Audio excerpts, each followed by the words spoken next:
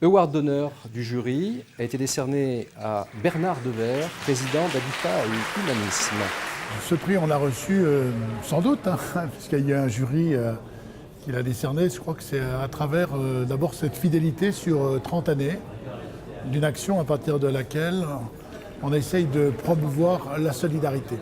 Le fonctionnement d'Habitat Humanisme, c'est une structure hybride. Elle est à la fois associative au regard de l'action qui est développée, qui est en fait non lucratif. Et dans le même temps, cette association a mis en place précisément des entités financières qui sont là où les gens se réunissent non pas pour d'abord partager le bénéfice, mais bien pour que ce bénéfice soit lui en fait une expression du partage pour ceux qui sont en difficulté. Et pourquoi cette solidarité? Finalement, cette société, elle connaît bien des abîmes. Et donc la perspective, c'est non pas de rester dans des abîmes, mais de donner une chance aux cimes.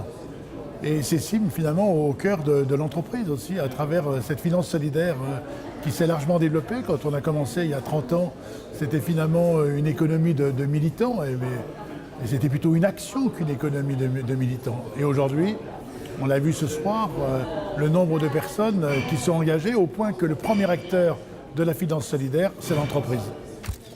Ces dons profitent à des personnes qui sont en situation très difficile par rapport à la question du logement.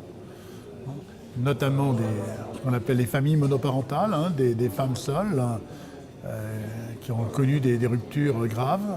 Aussi aux personnes âgées qui sont en situation, qui sont confrontées à 3 difficultés, la perte d'autonomie, la perte des liens et bien sûr le manque de ressources. Donc être au soir de sa vie, ou être au début de sa vie, notamment pour ces femmes qui donnent la vie, mais qui finalement, ces vies sont confrontées là encore à des difficultés absolument majeures, eh bien il y a une invitation à s'avancer et de voir comment nous pouvons en fait les aider à trouver un toit décent. C'est une réconciliation de l'humain et de l'urbain. On voit qu'aujourd'hui, notamment dans les grandes agglomérations, dans ces territoires tendus, finalement les populations les plus pauvres sont très éloignés, et donc tout notre travail, c'est de tenter de les ramener au centre, au cœur des agglomérations, parce que finalement aussi, le pauvre, c'est pas simplement celui qui est à aider, mais c'est aussi celui qui peut nous aider, je l'ai évoqué ce soir, dans cette approche de l'attention à la fragilité, rappelant que c'est un chemin d'humanité.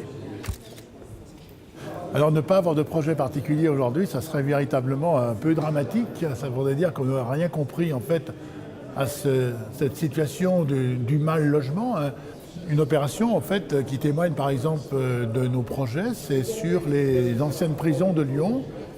Eh bien, nous réalisons, puisqu'il y aura un campus universitaire, à la fois des logements pour étudiants, mais aussi des logements pour des personnes qui sortent en fait de l'hôpital Saint-Luc, Saint-Joseph. Et les médecins nous disent, mais souvent en fait, ces personnes, parce qu'elles sont seules, parce qu'elles n'ont pas de domicile, donc on ne peut pas faire de soins. Et donc sur ce projet, les étudiants assureront le prendre soin et naturellement, la filière soins assurera en fait les soins à apporter. Voilà une opération qui aujourd'hui permet de réconcilier aussi. Je crois qu'il faut beaucoup parler de réconciliation. Ce monde a besoin de réconciliation. Et l'économique et le social en est précisément un des signes de l'économie sociale et solidaire. Je crois que cette finance-là, aujourd'hui, en fait, on ne fait que la balbutier. L'urgence, c'est précisément de la dupliquer.